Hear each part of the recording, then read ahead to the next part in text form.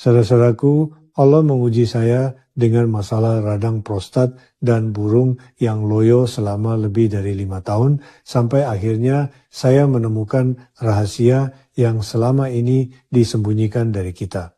Nama saya Budi, umur saya 50 tahun, asli dari Surabaya. Habis sholat, saya kepikiran untuk berbagi cerita bagaimana Allah memberikan kesembuhan yang luar biasa untuk saya. 5 tahun yang lalu, saya mulai sadar kalau kejantanan saya makin meredup. Saat bangun pagi, sudah tidak ada lagi tenda seperti waktu masih muda dulu. Saat lagi mau berhubungan dengan istri, tiba-tiba sering lemas di tengah jalan atau malah tidak bisa bangun sama sekali. Saya jadi sangat malu dan mulai menghindar dari istri. Istri saya memang diam saja, tapi saya bisa lihat rasa kecewa dan sedih di matanya. Saya merasa gagal menjadi laki-laki, merasa tidak bisa lagi jadi sosok suami yang diandalkan keluarga, tidur jadi tidak nyenyak, bawaannya uring-uringan dan stres terus. Saya sudah mencoba macam-macam obat kuat kimia dari rumah sakit. Hasilnya hanya sementara, setelah itu prostat malah terasa makin sakit dan loyonya makin parah. Lagian saya juga sangat takut dengan efeknya ke jantung, karena saya tahu obat-obatan keras seperti itu bisa menyebabkan komplikasi yang fatal. Suatu malam, setelah gagal total lagi di ranjang, saya benar-benar merasa hancur lebur. Saya mulai berdoa lebih khusyuk dan memohon, "Ya Allah, tunjukkanlah hamba jalan, jangan biarkan hamba cacat tak berdaya di depan istri dan anak-anak hamba." Tapi ujian terberatnya adalah saat saya sadar kalau saya benar-benar kehilangan kejantanan saya gara-gara radang ini. Saya merasa hina dan berpikir, subhanallah, apa iya sisa hidup saya akan begini terus sampai mati? Saya tidak sanggup hidup seperti ini. Sejak saat itu, setiap selesai salat, saya selalu menyelipkan doa, "Ya Allah, tuntunlah hamba menemukan obatnya." Saya membaca, mencari info kemana-mana, mencari harapan, dan subhanallah, Allah mendengar doa saya. Suatu hari habis salat subuh, saya menemukan video dan metode dari Dr. Zubairi Joerban. Beliau menjelaskan kalau biang kerok dari radang prostat dan ereksi loyo itu bukan sekadar faktor umur. Alasan aslinya adalah radang tersembunyi dan penyerapan vitamin D2 yang berantakan menyebabkan prostat bengkak dan tubuh berhenti memompa aliran darah untuk ereksi alami. Dan beliau mengatakan kalau masalah ini bisa diatasi dengan cara alami tanpa bahan kimia dan tanpa merusak jantung atau pembuluh darah. Awalnya saya ragu, tapi kemudian saya paham inti masalahnya. Selama akar masalahnya belum dibongkar, obat perangsang apapun tidak akan benar-benar menolong. Allah menciptakan tubuh kita dengan sangat sempurna, tapi kita sering lupa akan obat alami yang sudah Dia sediakan di alam. Saya pun mulai mencoba metode yang diajarkan Dr. Zubairi. Perubahannya terasa cepat sekali, alhamdulillah. Hanya dalam beberapa hari, saya bisa merasakan kalau ereksi saya jadi keras seperti besi dan rasa berat di area prostat hilang. Tidak butuh waktu lama, saya bisa kembali berhubungan intim dengan istri tanpa rasa takut atau malu yang menyiksa lagi. Hari ini, segala puji bagi Allah, saya merasa menjadi laki-laki sejati lagi. Ereksi pagi yang kuat kembali lagi, dan rasa cemas gagal di ranjang hilang tak berbekas. Istri saya tidak pernah sedih lagi, dan dia tidak perlu menangis diam-diam saat tahajud gara-gara masalah saya.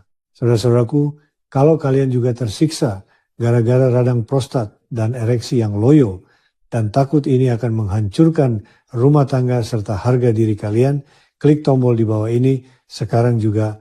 Bisa jadi ini adalah petunjuk yang sedang Allah kirimkan untuk kalian. Tonton videonya sampai habis. Bismillah, jangan ditunda-tunda lagi.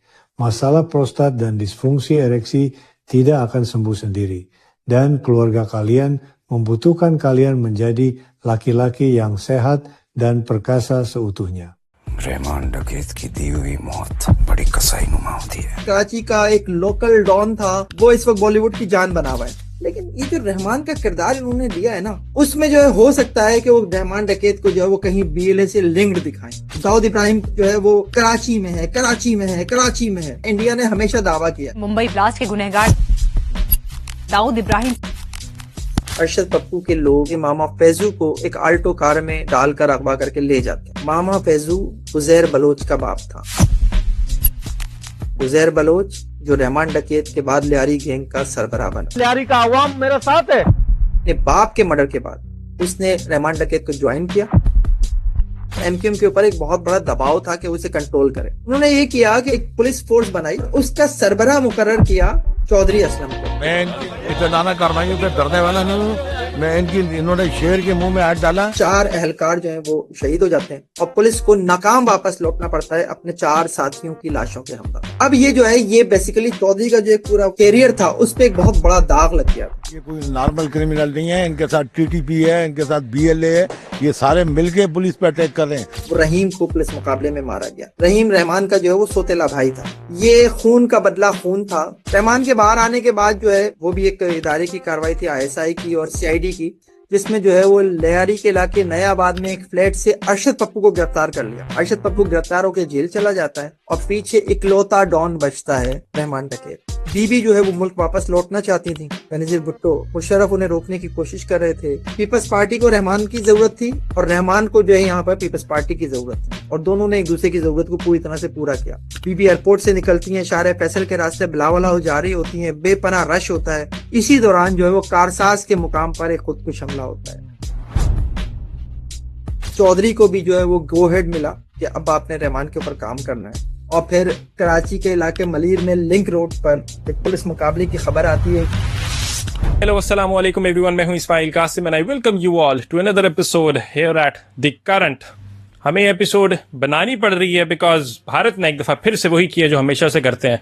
एक दफ़ा फिर से अपनी Bollywood industry को इस्तेमाल किया उन्होंने पाकिस्तान के अगेंस्ट प्रोपेगेंडा करने के लिए, और इस टाइम उन्होंने हमारे ही इलाके को उठाया, हमारे ही लोगों को उठाया, हमारी तारीख को उठाया और ख़ुद नरेट करने की कोशिश की। भाई हम लोग बैठे, हम लोग बेहतर नरेशन कर सकते हैं नहीं?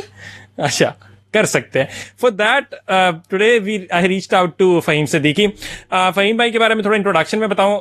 He has been covering crime for almost 3 decades now. तो to those of you जो हमारी इंडियन ऑडियंस, अगर आप सुनो और आप कहें कि भाई ये बंदा की बात कर रहा है तो इसलिए बंदा बात कर रहा है, भाई 3 दहाइयों से born raised in Karachi, Karachi में ही है, कराची के ही एक बड़े इदारे में काम कर रहे हैं बड़े अरसे से, और 3 दहाइयों से क्राइम को ही कवर कर रहे हैं and he holds a strong grip on the whole story. Faheem भाई, thank you so much for your time. Always welcome brother. Right, so Dhurandhar release होती है, रणवीर सिंह हमें नजर आते हैं और भाई वो खून खराबा दिखा रहे हैं, पाकिस्तान को पहले फतह करते हैं, वो उनके स्पाइस जो हैं वो हमें उल्टा देते हैं, हमारी एजेंसियों को तबाह कर देते हैं, कभी लाहौर पोर्ट भी कैप्चर कर लेते हैं। लेकिन इससे इस दफ़ा हटकर लियारी गैंग वॉर का वो नरेट कर रहे हैं। उनकी नरेशन तो जब उनकी मूवी रिलीज होनी है हम लोग तब देख लेंगे कि उसमें किस हद तक प्रोपेगेंडा है। But before that I want you Faheem Siddiqui कि आप हमें बताएं कि लियारी गैंग वॉर एक्चुअली में what is it all about, इसकी हिस्ट्री है क्या? देखिए, सबसे पहले तो जो आपने कहा ना कि इंडिया ये सब क्यों कर रहा है और क्या उनके पास क्या आइडियाज खत्म हो गए, मेरे ख्याल में तो शायद वो इसलिए ये सब कुछ कर रहे हैं। अब वो जो है सिर्फ ये सोचते हैं कि जनाब कुछ ऐसा मिल जाए जिसके जरिए जो है 2 काम हो जाए। एक तो किसी हद तक जो है उनकी ऑडियंस जो है वो उसे ग्रैब करने में कामयाब हो जाए, और दूसरा उनका ये होता है कि किस तरह से इंडिया जो है वो पाकिस्तान के ऊपर गंद उछालने में कामयाब हो जाए। देखिए, ये जो आदित्य दहर साहब है ना जो ये फिल्म बना रहे हैं, इससे पहले भी इनकी 2 फिल्में हैं। एक फिल्म इन्होंने उड़ी का जो 2016 में स्ट्राइक हुआ था उसके ऊपर जो इन्होंने उड़ी द सर्जिकल स्ट्राइक के नाम से मूवी बनाई थी। उसके बाद जो इन्होंने एक आर्टिकल 370 के नाम से भी फिल्म बनाई थी जो कश्मीर को लेकर बनाई थी। तो 2 फिल्में ही हजरत जो है वो पहले भी बना चुके हैं, और उन 2 फिल्मों में से एक के ये स्क्रीन राइटर थे और दूसरी जो इन्होंने प्रोड्यूस भी की थी। लेकिन ये जो फिल्म आ रही है इसके ये स्क्रीन राइटर भी हैं, इसके ये हजरत डायरेक्टर भी हैं, इसके ये हजरत प्रोड्यूसर भी हैं। तो एक ऐसा शख्स जिसका माइंड ही यही है कि उसने एंटी पाकिस्तान मूवीज बनानी है, तो आप उससे फिर क्या तवक्को रख सकते हैं। लेकिन हमें तो चलें यह है कि जो कराची का एक लोकल डॉन था वो इस वक्त बॉलीवुड की जान बना हुआ है और बॉलीवुड को जो उसे लेना पड़ गया है। लेकिन ये जो रहमान का किरदार इन्होंने लिया है ना, इसके पीछे जो मुझे लगता है उसकी 2 चीजें जो मुझे लगता है कि वो हो सकती हैं, और मुमकिन है कि अगर वो उसमें इनकी मूवी में हुई तो मुझे उस पर यकीन कोई ताज्जुब नहीं होगा, कोई हैरत नहीं होगी। एक तो जो इंडिया का एक है कि जनाब वो बीएलए को इस्तेमाल करता है, बीएलए को पाकिस्तान में जो दहशतगर्दी की वारदातों में जो उसको उसकी सहूलतकारी करता है, उसमें जो है हो सकता है कि वो रहमान डकैत को जो है वो कहीं बीएलए से लिंक्ड दिखाएं। हालांकि ओके। ये इल्जामात रहमान के ऊपर उसकी जिंदगी में भी लगे 2004 में, 2006 में, और फिर जब उसका पुलिस इनकाउंटर होता है 2009 में, तो उसके इल्जामात की तरदीद की और उसके मरने के बाद जो है उसके करीबी दोस्त, उसके करीबी साथी भी जो है इससे इनकार करते हैं कि वो कभी पीएलए से उसका कोई लिंक रहा।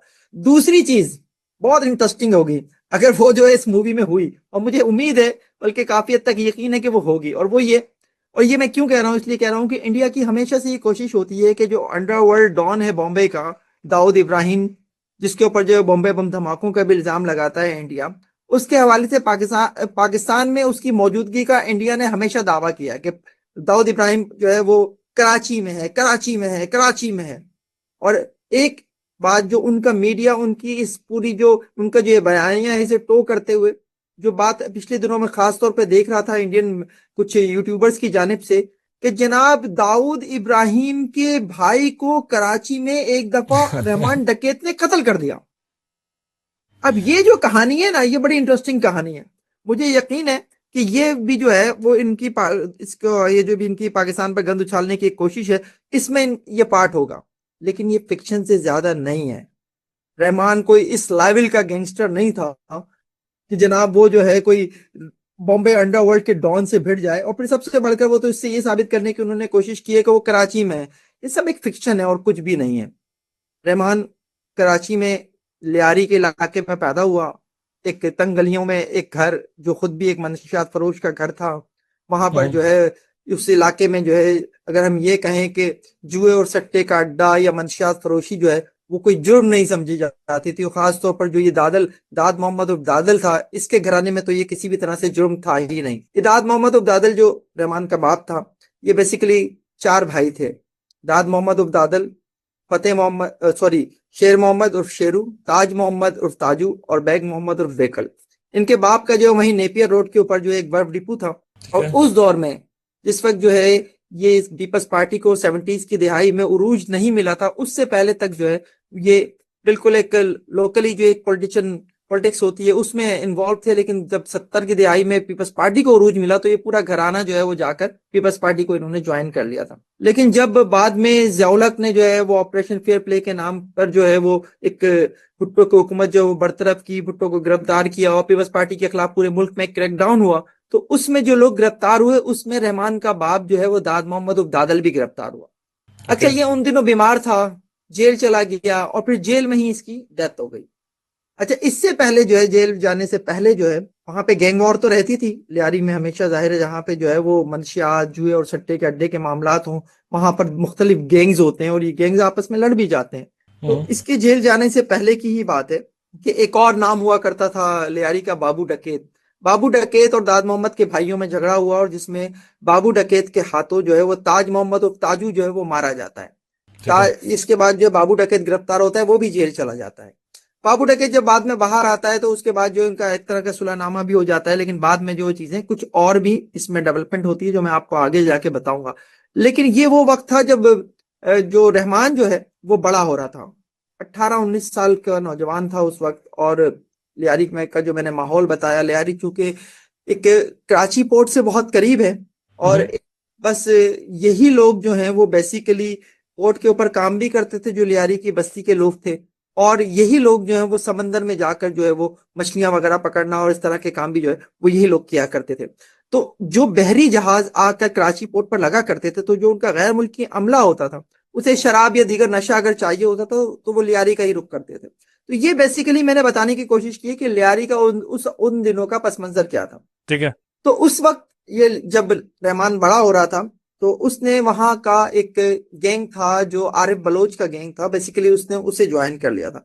आरिफ बलोच, उसका भाई रऊफ बलोच उस इलाके की एक समाजी और सियासी शख्सियत भी था जो बाद में जो जिसने बल्दियाती इंतखाबात भी लड़े और वहां पर जो है लियारी का नाजिम भी मुंतखब हुआ है क्यूसी का।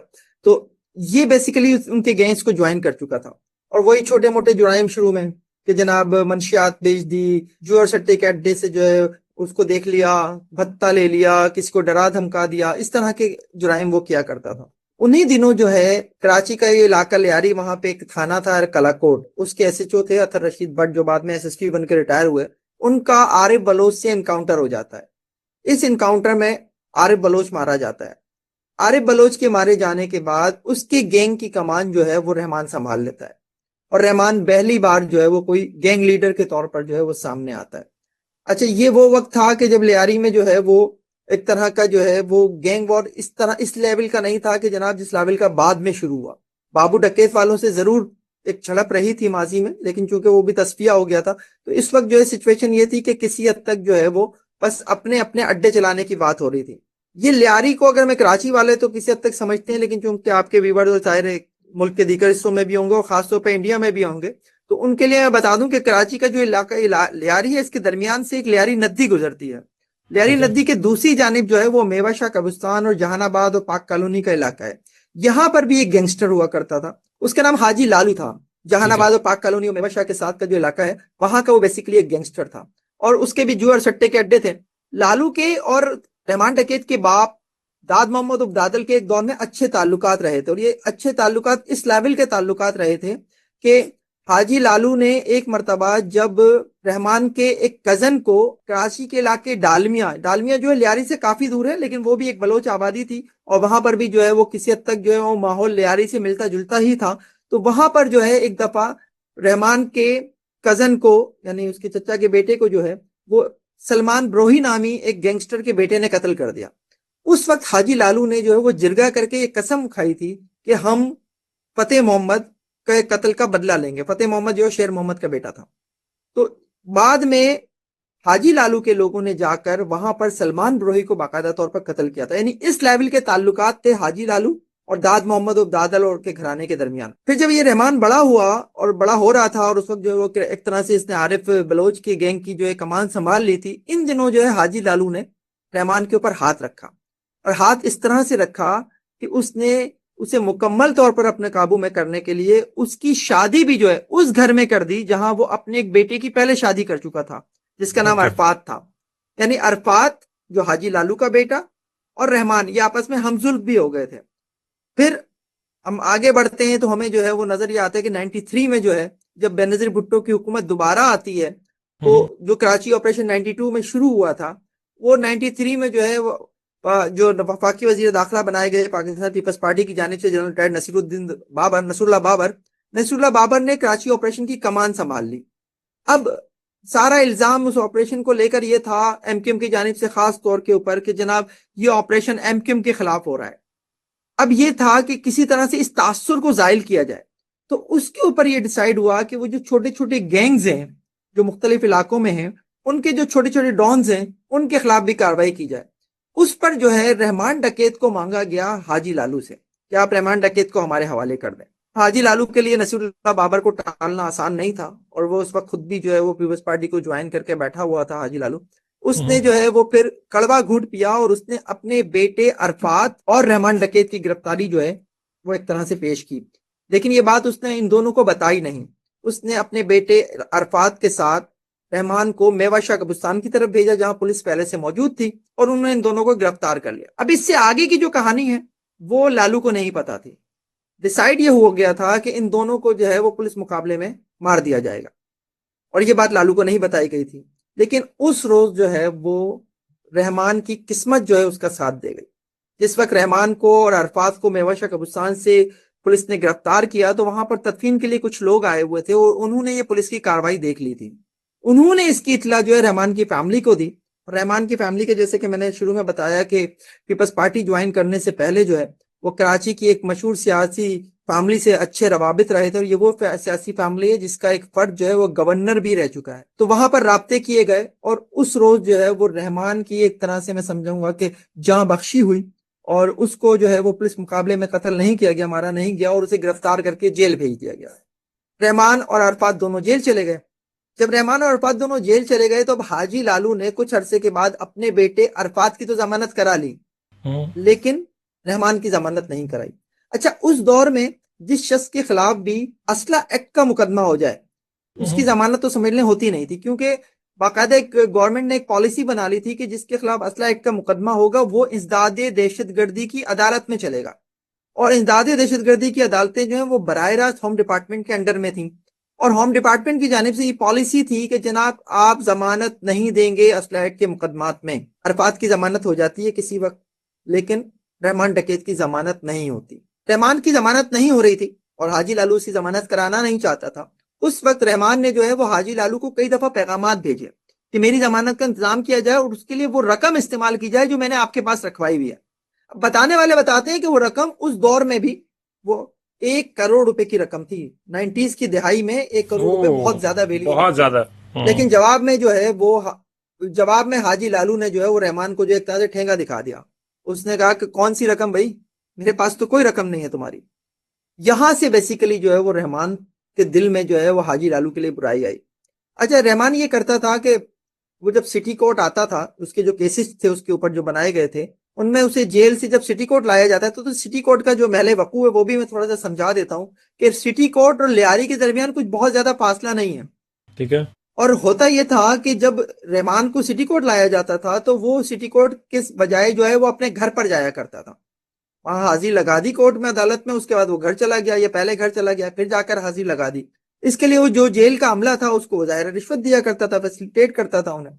97 में इसी तरह जो है एक रोज रहमान जेल से आता है सिटी कोर्ट के बहाने और अपने घर चला जाता है।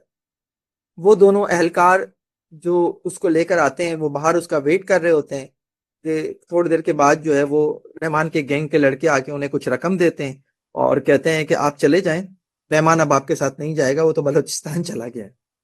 लेकिन पुलिस की जानिब से जो उसकी कहानी बनाई गई, पुलिस की जानिब से जो इसकी कहानी बनाई गई वो ये थी कि रहमान सिटी कोर्ट में पेशी के मौके पर अपने साथियों से की मदद से जो है वो फरार हो गया। रहमान कोई 2.5 साल जो है वो जेल में रहा, और इन 2.5 सालों के दरमियान जो है वो जो उसका लियारी पे कंट्रोल था वो काफी हद तक वीक हुआ था। हाजी लालू के गैंग ने, जो अब उसका बेटा अरशद पप्पू और अरफात जो है जो उसे चला रहे थे, उन्होंने लियारी पर अपना असर रसूख जो वो बढ़ाया था। बाबू डकैत वालों ने अपना असर रसूख काफी बढ़ा लिया था। तो रहमान ने फिर आकर जो है वो दोबारा से अपना वहां पर कंट्रोल बढ़ाने की कोशिश की, लेकिन उसके दिल में जो गुस्सा था हाजी लालू के खिलाफ वो था, और उसका उसने इजहार इस तरह किया कि उसने एक रोज एक इनायत नामी शख्स को जो है वो कत्ल कर दिया। अब ये इनायत कौन है ये भी इनायत कौन है? इनायत जिस तरह से रहमान जो है हाजी लालू के बेटे अरफात का हमजुल्फ था, और अरफाती और अरफू की जो बहन बीवियां थी दोनों भी सगी बहनें थी, यानी इनायत हमजुल्फ था अरशद पप्पू का। इनायत का कत्ल जो है वो जाहिर है हाजी लालू के गैंग को, अरशद पप्पू के गैंग को बहुत बुरा लगा। लेकिन रहमान यही नहीं रुका, रहमान को कंट्रोल चाहिए था। और जो मैंने आपको बताया कि लियारी नदी जो है वो लियारी को बेसिकली डिवाइड करती है। एक तरफ लियारी पूरा है और दूसरी तरफ जहानाबाद का इलाका है। लेकिन लियारी में एक जगह ऐसी है जहां कश्ती चौक के ऊपर, जहां से सिंध और बलूचिस्तान के दरमियान बसेस चला करती हैं, और यहाँ पर एक दफ्तर था सिंध बलूचिस्तान ट्रांसपोर्टर्स एसोसिएशन का, और उसका जो सदर था वो नामजद करदा था हाजी लालू की जानिब से, जिसका नाम मेहरान बलोच था। मेहरान बलोच को एक तो सदर भी हाजी लालू ने बनाया था, और जो उस बस अड्डे से जो भत्ता था वो भी हाजी लालू के गैंग को जाता था। रहमान ने उस बस अड्डे के जो ये सदर था मेहरान बलोच, उसको ओहदे से बरतरफ किया। ठीक है। और वहां पर एक और ट्रांसपोर्टर फैज मोहम्मद और फैजू को जो है उसने वहां पर जो है वो सदर बना दिया, और उसने कहा कि अब इस बस अड्डे से भत्ता जो है वो रहमान डकैत के पास आएगा। ये और ज्यादा बुरा लगा। ये जाहिर है एक ऐसी चीज थी कि जो नाकाबिले बर्दाश्त हो गई थी, और अब उन्हें जवाब देना जो है वो जरूरी हो गया था अरशद पप्पू के गैंग को, और उन्होंने इसका फिर जवाब भी दिया। और ये जवाब जो है वो इस तरह से दिया गया कि जो हाजी रहमान डकैत थे और उसके साथी जो है उनके ऊपर बाकायदा तौर पर जो है वो हमले शुरू हो गए लियारी के इलाके में। रहमान के ऊपर भी हमले हुए, रहमान उनमें बच भी गया। लेकिन फिर ये गैंग वॉर ऐसी शुरू हो गई कि जो थमने का नाम ही नहीं ले रही थी, और हर दूसरे दिन जो है वो लियारी से जो है यही खबरें आती थी कि गैंग वॉर में 2 लोग मारे गए, 4 लोग मारे गए। ये एक ऐसा टाइम था जो इंतहाई हद तक जो है वो खौफनाक वक्त बन चुका था। अच्छा, इसी दौरान जो है जो रहमान है उसने एक और मर्डर भी किया, और ये मर्डर था अनवर भाईजान का।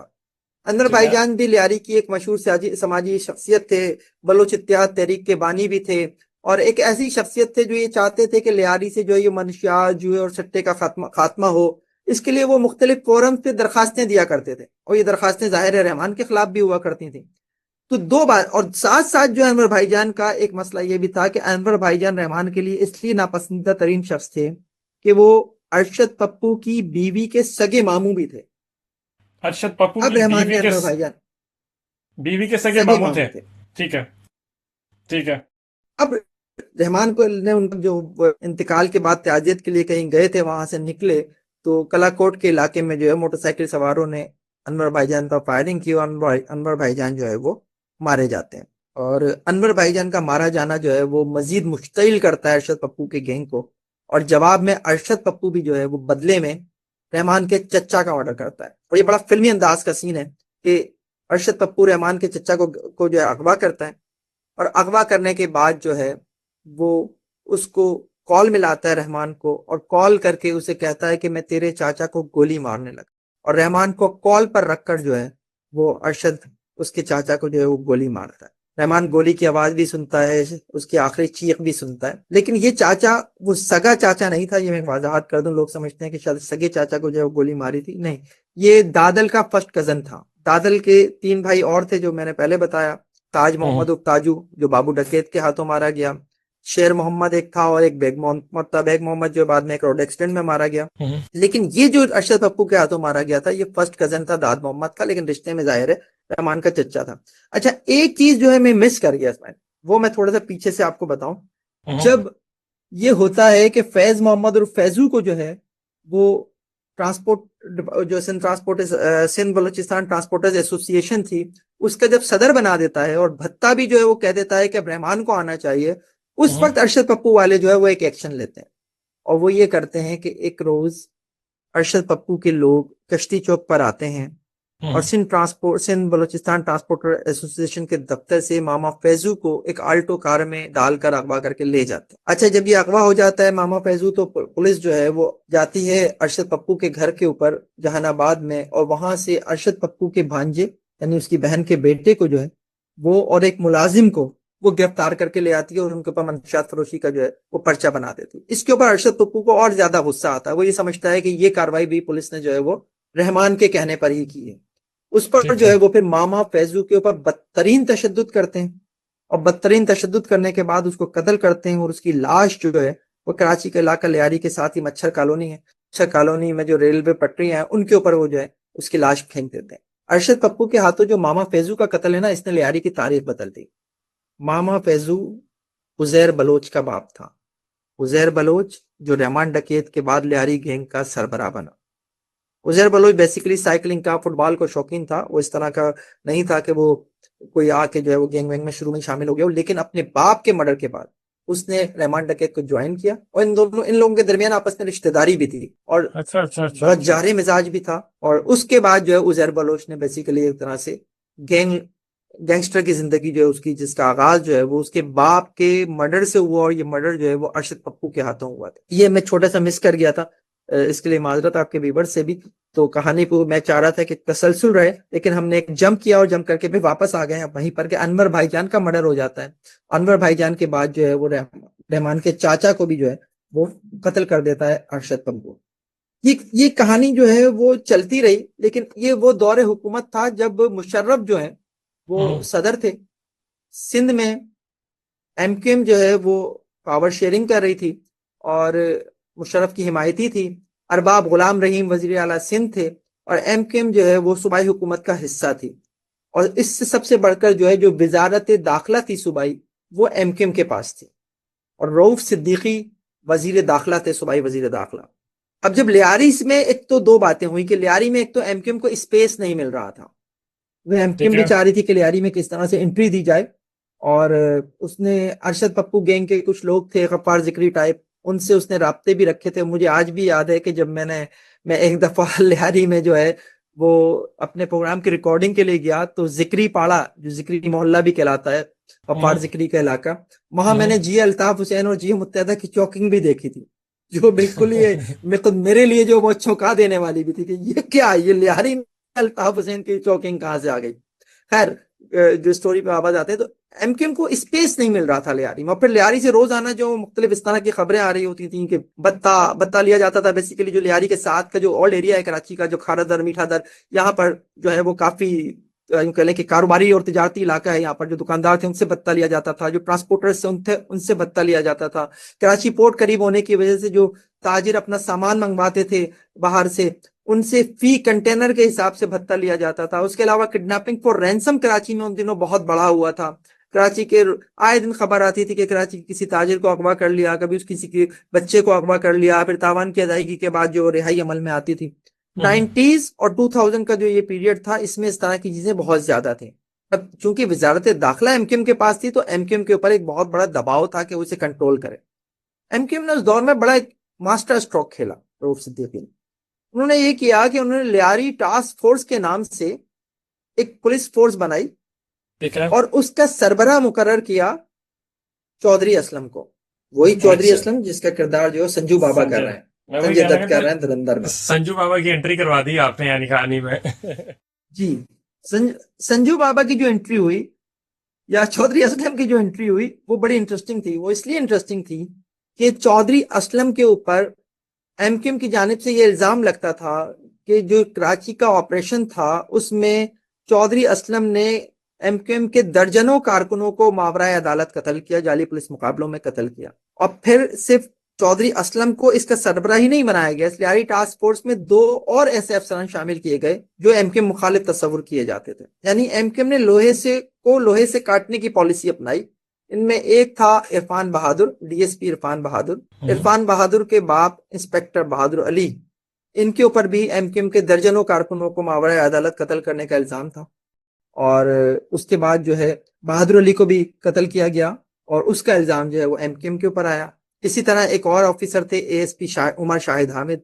उमर शाहिद हामिद के वालिद शाहिद हामिद जो एमडी के ईएससी थे और उनके कत्ल का इल्जाम भी एमक्यूएम के ऊपर था। और ये वही शाहिद हामिद हैं जिनके कत्ल के इल्जाम में सौलत मिर्जा को जो है वो बाद में फांसी दी गई। तो चौधरी असलम, उमर शाहिद हामिद, इरफान बहादुर, ये 3 एमक्यूएम मुखालिफ लोग थे जिनके ऊपर जो है वो लियारी टास्क फोर्स बनाई गई। और भी लोग थे जिसमें इंस्पेक्टर बाउद्दीन बाबर थे, इंस्पेक्टर सरवर कमांडो थे, ये भी कराची ऑपरेशन में इनका भी किरदार रहा था।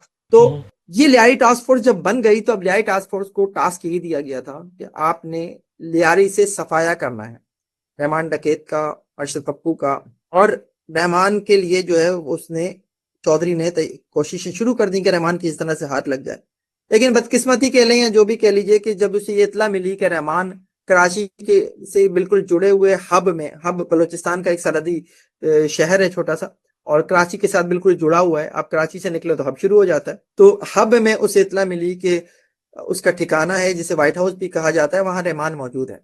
चौधरी जो है वो अपनी टीम के साथ एक रात वहां पहुंच जाता है रहमान की गिरफ्तारी के लिए। लेकिन रहमान के लोग जो है वो पहले से अलर्ट हो और पुलिस पार्टी के पहुंचते के साथ ही वो फायरिंग शुरू कर देते हैं। और इस फायरिंग में जो है एक एसएचओ चाकीवाड़ा थे अरशद भट्ट, उन समेत 4 एहलकार जो हैं वो शहीद हो जाते हैं। उमर शाहिद हामिद जख्मी होते हैं, इरफान बहादुर जख्मी होते हैं और पुलिस को नाकाम वापस लौटना पड़ता है अपने 4 साथियों की लाशों के हमला और जख्मियों के साथ। अब ये जो है ये बेसिकली चौधरी का जो पूरा वो था कैरियर था, उस पर एक बहुत बड़ा दाग लग गया था। और अब इस दाग को मिटाना चाहता था चौधरी और बहुत तिलमिला रहा था वो कि ये क्या हुआ है, क्योंकि उसे जाहिर है एमक्यूएम की जानिब से भी और अफसरान की जानिब से भी सख्त बातें सुनने पड़ी थी। इसी दौरान जो है अभी ये जो व्हाइट हाउस वाला वाक़या हब का ये होता है, इसके बाद जो है रहमान का एक सोतेला भाई था रहीम। ठीक है। रहीम के सुसर से 2 पुलिस अफसरान राब्ता करते हैं और कहते हैं कि जी तुम रहीम को हमारे हवाले कर दो ताकि हम उसे जो है उसकी गिरफ्तारी शो करके जो वो जेल भेज दें। कहीं ऐसा ना हो कि चौधरी गुस्से में जो है उसे किसी पुलिस मुकाबले में मार दे। ये डील हुई है रहीम के साथ रहमान के लिए? नहीं, ये डील हो रही है रहीम को बचाने के नाम पर, रहीम के सुसर से हो रही है। रहीम के सुसर से हो रही है, रहीम को बचाने। ठीक है। हाँ, कि रहीम हमारे हवाले कर दो, कहीं ऐसा ना हो चौधरी रहमान के गुस्से में रहमान से बदला लेने के लिए जो है वो रहीम को ना मार। ठीक है। तो सुसर जो है वो रहीम को हवाले कर देता है उन 2 पुलिस अफसरान के। और दूसरे दिन खबर आती है कि रहीम जो है वो एक पुलिस इनकाउंटर में मारा गया। ये खून का बदला खून था और अरशद भट्ट के बदले में जो है वो रहीम को पुलिस मुकाबले में मारा गया। रहीम रहमान का जो है वो सोतेला भाई था। अच्छा, इंटरेस्टिंग। तो यानी रहीम की कस्टडी ली उसके सुसर से और इवेंचुअली उसका इनकाउंटर कर दिया। रहमान डकैत को तो ये चीज कोई खास नहीं भाई होगी। रहमान डकैत का क्या रिएक्शन आया फिर?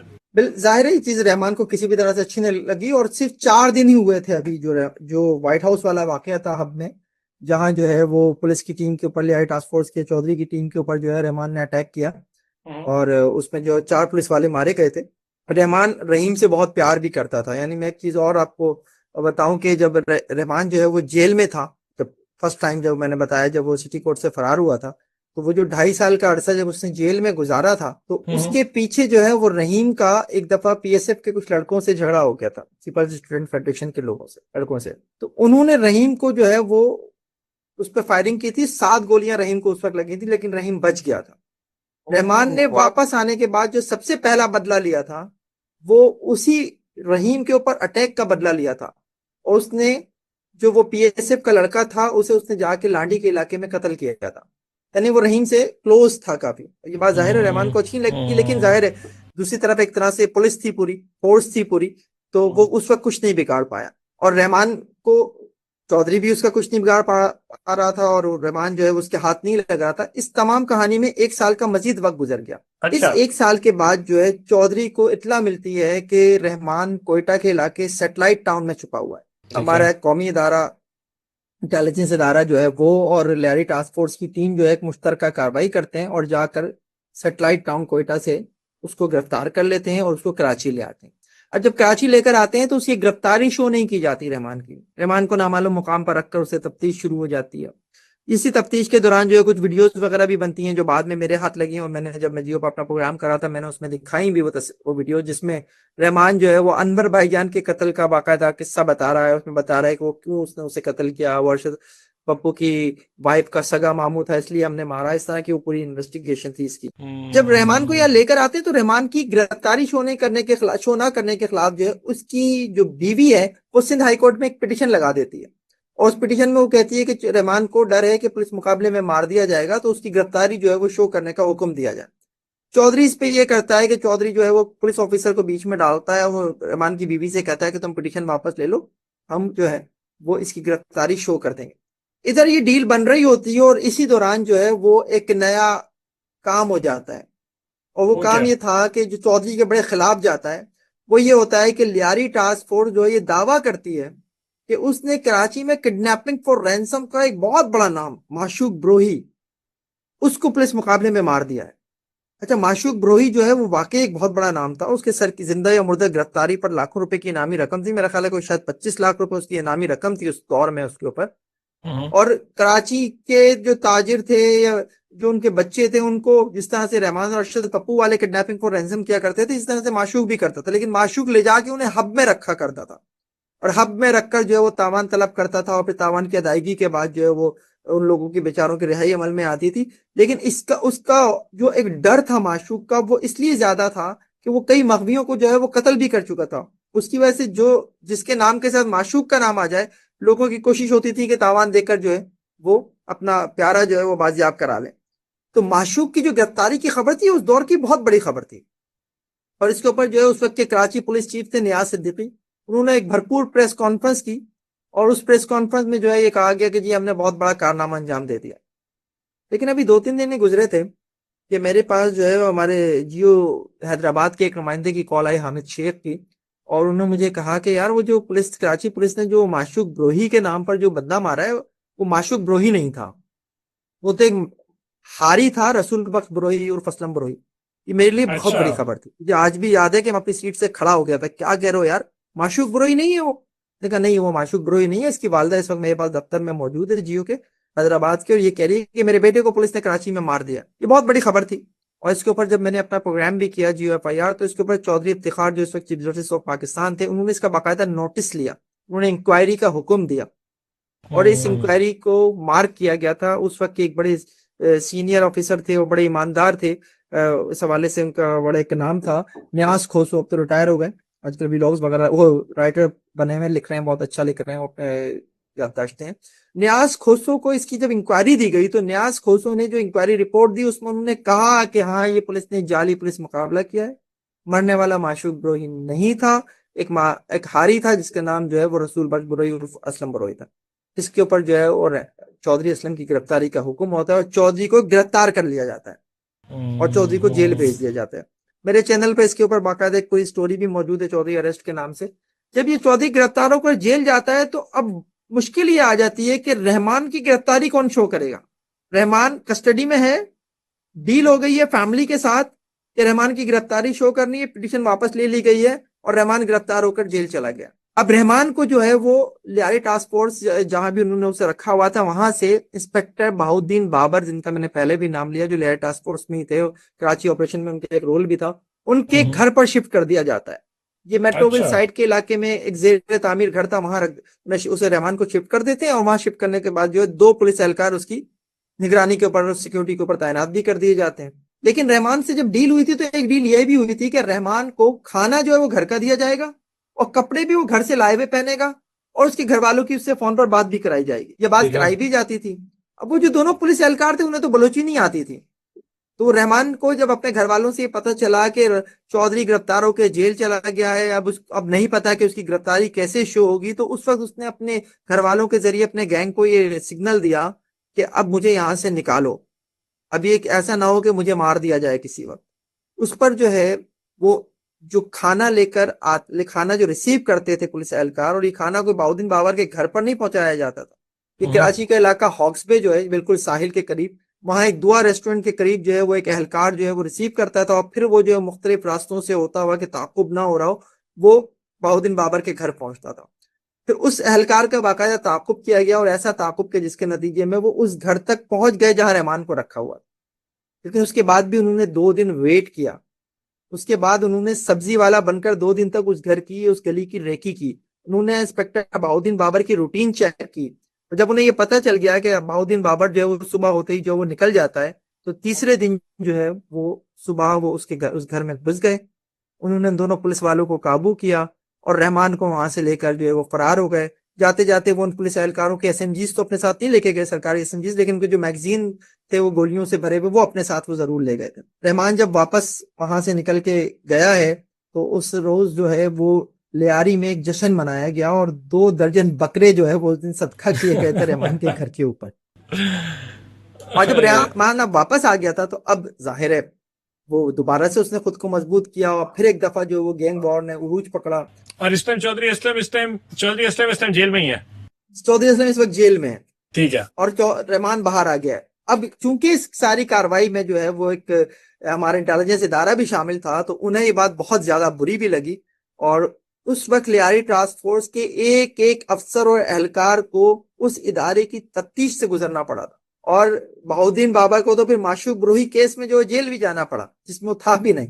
तो इस हद तक इस तरह की सिचुएशन उस वक्त बन गई थी।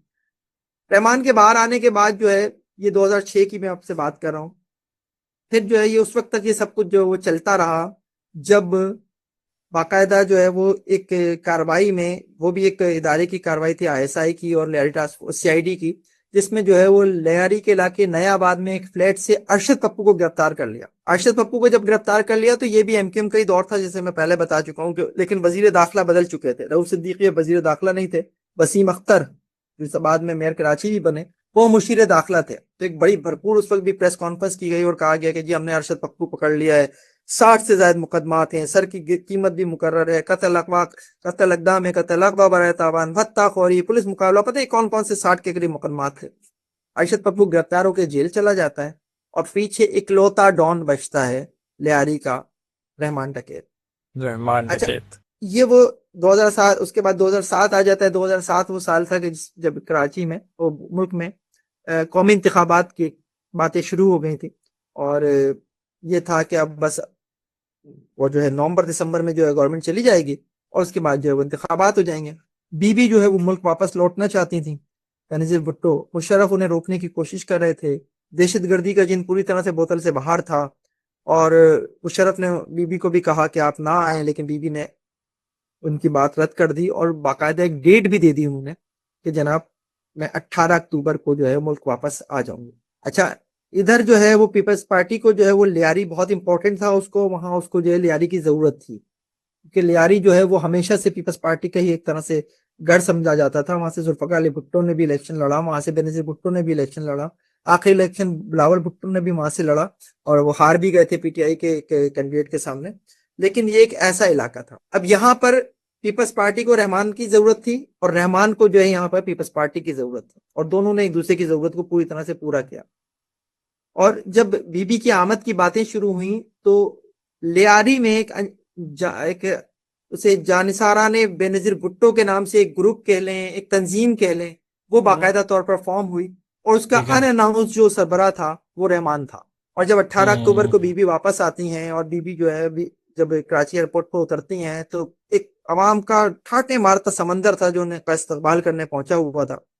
बीबी एयरपोर्ट से निकलती हैं, शारे फैसल के रास्ते बिलावला हो जा रही होती हैं, बेपनाह रश होता है, बहुत सुस्त रवि से काफिला चल रहा होता है। इसी दौरान जो है वो कारसाज के मुकाम पर एक खुदकुश हमला होता है। पहला धमाका होता है, उसके कुछ देर के बाद दूसरा धमाका होता है। बीबी कंटेनर के अंदर होती हैं, बच जाती हैं खुशकिस्मती से। 180 लोग जो हैं इन बम धमाकों में वो शहीद हो जाते हैं, जाबाक हो जाते हैं। उसके बाद जो है वो ये रहमान आगे आता है और रहमान ने अपनी सिक्योरिटी में बीबी को कंटेनर से निकाला और उस रात उसने उन्हें कारसाज से बिलावल हाउस पहुंचाया सेफली। तो ये पीपल्स पार्टी भी और भुट्टो खानदान भी जो है वो रहमान के एक तरह से एहसान के तले आ गया था इसके बाद। और उसके बाद जो है वो रहमान को बहुत ज्यादा स्पेस भी मिला। और जब तक बीबी की 28 दिसंबर 2007 को जब तक शहादत नहीं हो गई पिंडी में, उस वक्त तक जो है वो बीबी की सिक्योरिटी जो है वो जानिसारा ने बेनजीर भुट्टो ही संभाला करते थे।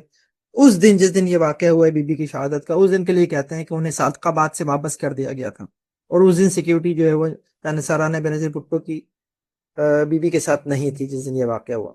इन शॉर्ट ये कि उस दिन जो है वो बीबी की जब शहादत हो जाती है उसके बाद जो है वो इलेक्शन जो 8 जनवरी 2008 को होने थे वो आगे बढ़ जाते हैं और फिर वो 40 दिन के गैप के बाद जो है वो 18 फरवरी को होते हैं। पीपल्स पार्टी वो इलेक्शन जीत जाती है और हुकूमत भी बना लेती है। और दूसरी तरफ जो हुकूमत जो उसकी अब्दुल रहमान डकैत की जो है जो लियारी में थी उसे भी दवाम मिलता है, वो मजीद मजबूत हो जाता है।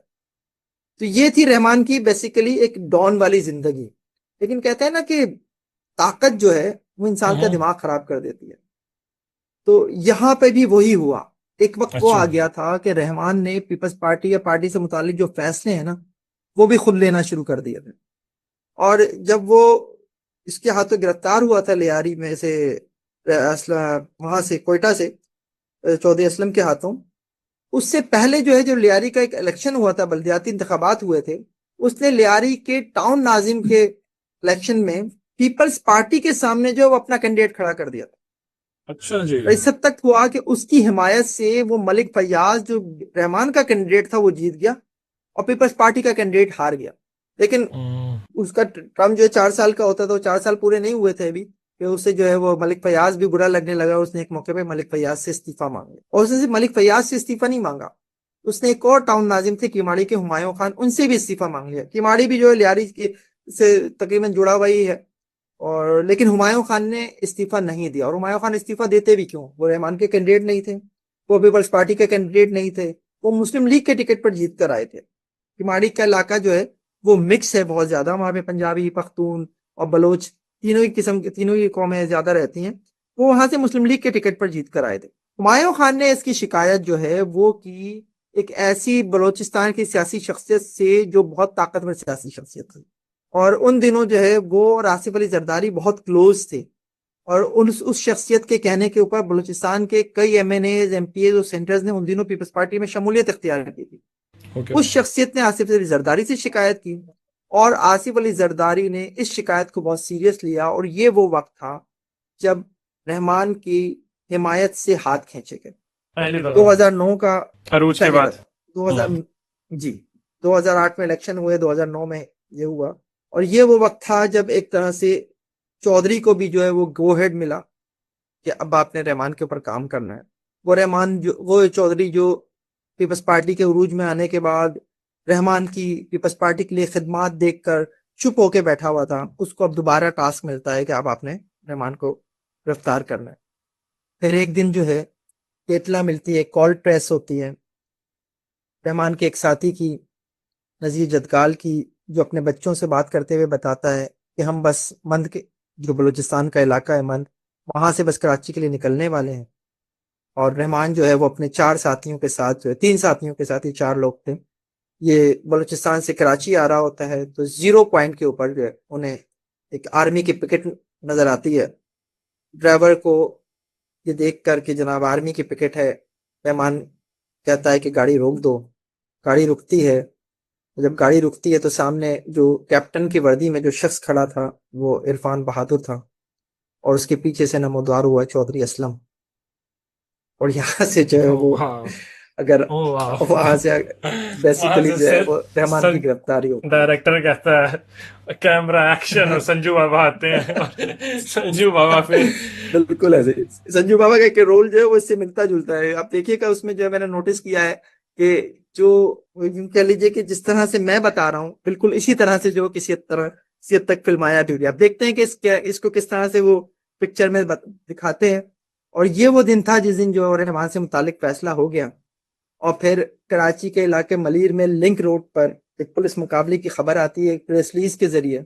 और वो प्रेस रिलीज ये कहती है कि एक गाड़ी को पुलिस ने रुकने का इशारा किया, वो गाड़ी नहीं रुकी, उसमें सवार अफराद ने पुलिस पर फायरिंग करते हुए फरार होने की कोशिश की और पुलिस की जवाबी फायरिंग से वो 4 लोग मारे गए। और उनकी शनाख्त जो है वो रहमान डकैत, नज़ीर जदकाल, अकील इंग्लिश बूटवाला और औरंगजेब के नाम से हुई। और ये थी चौधरी असलम और रहमान डकैत की मोहब्बत भरी कहानी का अंजाम। मोहब्बत भरी कहानी जो कि आपने सुनाई और जो कि आपको ही सुनानी चाहिए और पाकिस्तान को सुनानी चाहिए क्योंकि भारत बैठा उधर से कहानी सुना रहा है। शुक्र है उस टाइम मैं इस कहानी के दरम्यान में सोच रहा था शुक्र है सीसीटी नहीं थी, नहीं तो रहमान डकैत को उन्होंने हाफ फ्राई या फुल फ्राई कर देना था। हो सकता है चल असलम जाके उसके नेफे में पिस्तौल ना चला देते। तो मैंने कहा बिल्कुल ऐसा ही है। ये चल मैं मजे की बात बताऊं, जो सीसीडी के इस वक्त ये एडिशनल आई की है सूरज जफर चट्ठा, ये भी इन दिनों जो है वो कराची में पोस्टेड रहे हैं जिस वक्त कराची में सब कुछ चल रहा था। अच्छा इंटरेस्टिंग। फिर तो ये उनसे भी सवालात करने चाहिए। ओवरऑल भाई thank you so much for your time. खूबसूरत आपने कहानी सुनाई। ऑनेस्टली मेरा ख्याल है मेरी जिंदगी का पहला शो है जिसमें मैंने कोई हाई की है। तो मैं चुप होने वाली चीज हूँ नहीं, लेकिन मुझे बहुत मजा आया। इंटरेस्टिंग मैं स्टोरी में बिल्ड करता रहा हूँ माइंड के अंदर और फिर मतलब मजा आना शुरू हो गया। मैंने कहा ये तो कहानी लगी, आपने नरेट बहुत प्यारी की है। डियरली होपिंग कि हमारे जो भारतीय काउंटर पार्ट्स है, जो भारतीय मीडिया या बॉलीवुड इंडस्ट्री, वो भी उसको बेहतर तरीके से नरेट करें। लेकिन जैसे ही इन्होंने हमारे डायरेक्टर साहब ने इससे पिछली मूवियां बनाई हैं, ये शेरशाह होगी और ये जिस तरह अभी रिसेंटली बाकी मूवीज आई हैं, तो लगता नहीं है कि इतनी सीधी स्टोरी सुनाएंगे। कहीं ना कहीं पे पाकिस्तान को जोड़ेंगे, जैसे आपने भी कहा कि BLA से जोड़ देंगे उठा के, किसी और टेररिस्ट तंजीम से जोड़ देंगे। लेकिन excited to watch it. To all our Indian viewers, do let us know in the comment section as to what you think about the whole story now. Movie आने से पहले, because movie आने के बाद भी आप लोग देखेंगे और अपने comment में बताएंगे। Anything before conclusion, Fahim Siddiqui साहब, that you would like to add before heading out? मेरा ख्याल है कि बस यही आपके उनसे कहूंगा व्यूअर से भी कि ये एक बड़ी इंटरेस्टिंग कहानी है, लेकिन ये ज्यादा मजा आपको देगी कि जब आप जो है वो हमारी जुबानी सुने बजाय इसके कि उस स्क्रिप्ट को सुने जिसमें जो है वो कहीं ना सिर्फ मिर्च मसाला भी होगा और बल्कि उसमें जो है वो एक पाकिस्तान मुखालिफ दुश्मनी भी होगी। और जो आपके एक मशहूर वो यूट्यूबर हैं, क्या दुरे प्रॉठी है क्या राठौर, क्या के ऊपर जो है काफी क्रिटिसाइज किया है। तो हकीकत यही है कि जो चीज हकीकत है उसको जानने की कोशिश करें, और हकीकत यही है जो मैंने आपको बताई है। वो एक लोकल एरिया का डॉन था और मुझे ये लगता है बेसिकली बिल्कुल ऐसा ही। Thank you so much Faheem Siddiqui. This is me Ismail Qasim signing out. Until next time अपना बहुत सारा ख्याल रखिए। अल्लाह हाफिज। रहमान डकैत की दी हुई मौत बड़ी कसाईनुमा होती है। कराची का एक लोकल डॉन था, वो इस वक्त बॉलीवुड की जान बना हुआ है। लेकिन ये जो रहमान का किरदार इन्होंने लिया है ना, उसमें जो है हो सकता है कि वो रहमान डकैत को जो है वो कहीं BLA से लिंक्ड दिखाएं। दाऊद इब्राहिम जो है वो कराची में है। इंडिया ने हमेशा दावा किया। मुंबई ब्लास्ट के गुनहगार दाऊद इब्राहिम अरशद पप्पू के लोग मामा फैजू को एक आल्टो कार में डालकर अगवा करके ले जाते हैं। मामा फैजू उजैर बलोच का बाप था। उजैर बलोच जो रहमान डकैत के बाद लियारी गैंग का सरबराह बना। लियारी का अवाम मेरे साथ है। अपने बाप के मर्डर के बाद उसने रहमान डकैत को ज्वाइन किया। MQM के ऊपर एक बहुत बड़ा दबाव था कि उसे कंट्रोल करे। उन्होंने ये किया कि एक पुलिस फोर्स बनाई, उसका सरबराह मुकर्रर किया चौधरी असलम को। मैं इब्तदाना कार्रवाइयों के डरने वाला नहीं हूँ मैं। इन्होंने शेर के मुंह में हाथ डाला। 4 एहलकार जो है वो शहीद हो जाते हैं और पुलिस को नाकाम वापस लौटना पड़ता है अपने 4 साथियों की लाशों के हमला। अब ये जो है ये बेसिकली चौधरी का जो एक पूरा कैरियर था उस पे एक बहुत बड़ा दाग लग गया। ये कोई नॉर्मल क्रिमिनल नहीं है, इनके साथ टीटीपी है, इनके साथ बीएलए है, ये सारे मिलके पुलिस पे अटैक कर रहे हैं। वो रहीम को पुलिस मुकाबले में मारा गया। रहीम रहमान का जो है वो सौतेला भाई था। ये खून का बदला खून था। रहमान के बाहर आने के बाद जो है वो भी एक इदारे की कार्रवाई थी, आईएसआई की और सीआईडी की, जिसमें जो है वो लियारी के इलाके नयाबाद में एक फ्लैट से अरशद पप्पू को गिरफ्तार कर लिया। अरशद पप्पू गिरफ्तार होकर जेल चला जाता है और पीछे इकलौता डॉन बचता है रहमान डकैत। बीबी जो है वो मुल्क वापस लौटना चाहती थी। बेनजीर भुट्टो, मुशर्रफ उन्हें रोकने की कोशिश कर रहे थे। पीपल्स पार्टी को रहमान की जरूरत थी और रहमान को जो है यहाँ पर पीपल्स पार्टी की जरूरत थी और दोनों ने एक दूसरे की जरूरत को पूरी तरह से पूरा किया। बीबी एयरपोर्ट से निकलती है, शाह फैसल के रास्ते बिलावला हो जा रही होती है, बेपनाह रश होता है। इसी दौरान जो है वो कारसाज के मुकाम पर एक खुदकुश हमला होता है। चौधरी को भी जो है वो गो हेड मिला कि अब आपने रहमान के ऊपर काम करना है। और फिर कराची के इलाके मलीर में लिंक रोड पर एक पुलिस मुकाबले की खबर आती है। हेलो अस्सलाम वालेकुम एवरीवन, मैं हूं Ismail Kasim and I welcome you all to another episode here at the current. हमें एपिसोड बनानी पड़ रही है बिकॉज भारत ने एक दफ़ा फिर से वही किया जो हमेशा से करते हैं। एक दफ़ा फिर से अपनी बॉलीवुड इंडस्ट्री को इस्तेमाल किया उन्होंने पाकिस्तान के अगेंस्ट प्रोपेगेंडा करने के लिए, और इस टाइम उन्होंने हमारे ही इलाके को उठाया, हमारे ही लोगों को उठाया, हमारी तारीख को उठाया और ख़ुद नरेट करने की कोशिश की। भाई हम लोग बैठे, हम लोग बेहतर नरेशन कर सकते हैं नहीं? अच्छा, कर सकते हैं। For that today I reached out to Faheem Siddiqui. Faheem भाई के बारे में थोड़ा इंट्रोडक्शन में बताऊं।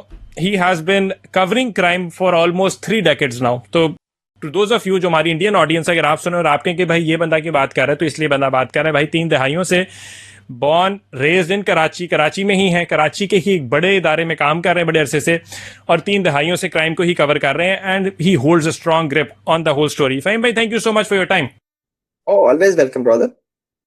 राइट, सो धुरंधर रिलीज होती है, रणवीर सिंह हमें नजर आते हैं और भाई वो खून खराबा दिखा रहे हैं, पाकिस्तान को पहले फतह करते हैं, वो उनके स्पाइस जो हैं वो हमें उल्टा देते हैं, हमारी एजेंसियों को तबाह कर देते हैं, कभी लाहौर पोर्ट भी कैप्चर कर लेते हैं। लेकिन इससे इस दफ़ा हटकर लियारी गैंग वॉर को वो नरेट कर रहे हैं।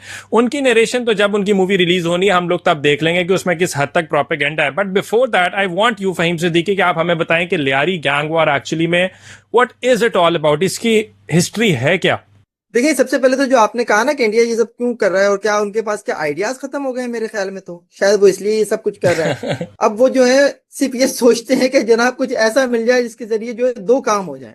एक तो किसी हद तक जो है उनकी ऑडियंस जो है वो उसे ग्रैब करने में कामयाब हो जाए और दूसरा उनका ये होता है कि किस तरह से इंडिया जो है वो पाकिस्तान के ऊपर गंद उछालने में कामयाब हो जाए। देखिए, ये जो आदित्य दहर साहब है ना जो ये फिल्म बना रहे हैं, इससे पहले भी इनकी 2 फिल्में हैं। एक फिल्म इन्होंने उड़ी का जो 2016 में स्ट्राइक हुआ था उसके ऊपर जो इन्होंने उड़ी द सर्जिकल स्ट्राइक के नाम से मूवी बनाई थी। उसके बाद जो इन्होंने एक आर्टिकल 370 के नाम से भी फिल्म बनाई थी जो कश्मीर को लेकर बनाई थी।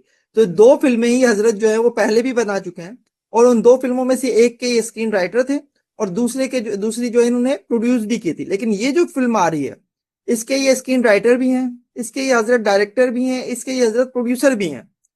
तो एक ऐसा शख्स जिसका माइंड ही यही है कि उसने एंटी पाकिस्तान मूवीज बनानी है तो आप उससे फिर क्या तवक्को रख सकते हैं। लेकिन हमें तो चलें यह है कि जो कराची का एक लोकल डॉन था वो इस वक्त बॉलीवुड की जान बना हुआ है और बॉलीवुड को जो उसे लेना पड़ गया।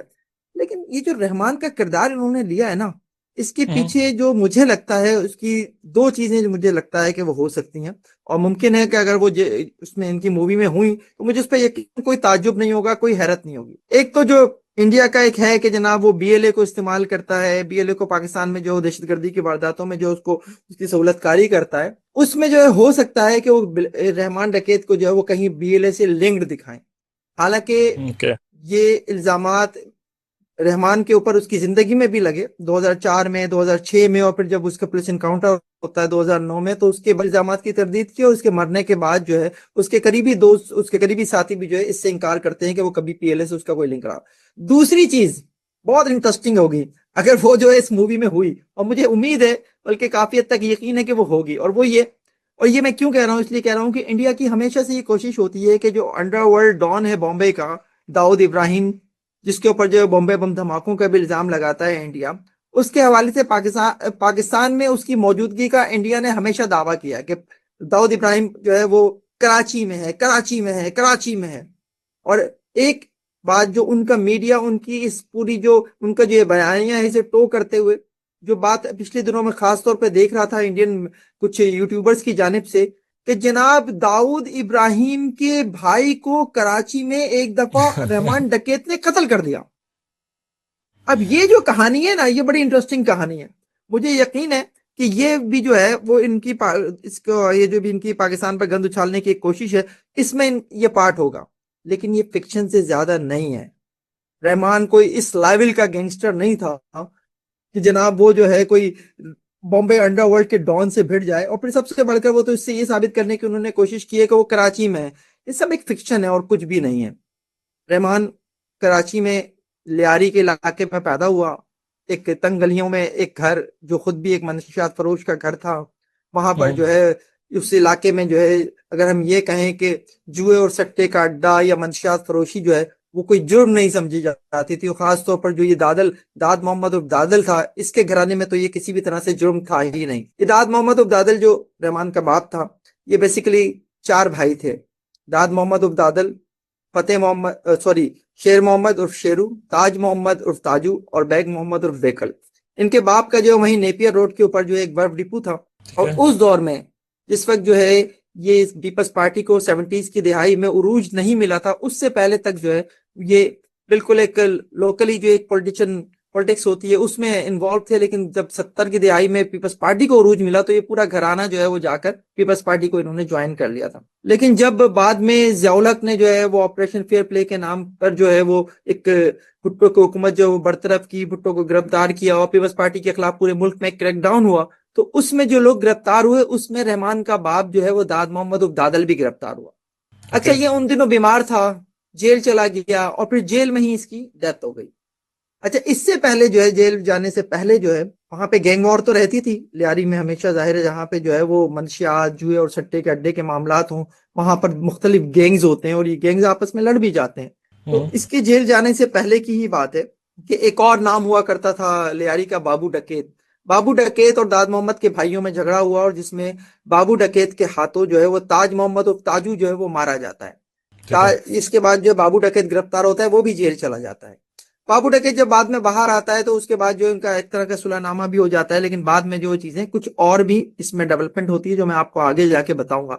लेकिन ये वो वक्त था जब जो रहमान जो है वो बड़ा हो रहा था, 18-19 साल का नौजवान था उस वक्त। और लियारी में का जो मैंने माहौल बताया, लियारी चूंकि एक कराची पोर्ट से बहुत करीब है और बस यही लोग जो हैं वो बेसिकली पोर्ट के ऊपर काम भी करते थे जो लियारी की बस्ती के लोग थे, और यही लोग जो है वो समंदर में जाकर जो है वो मछलियां वगैरह पकड़ना और इस तरह के काम भी जो है वो यही लोग किया करते थे। तो जो बहरी जहाज आकर कराची पोर्ट पर लगा करते थे तो जो उनका गैर मुल्की अमला होता था उसे शराब या दीगर नशा अगर चाहिए होता था तो वो लियारी का ही रुख करते थे।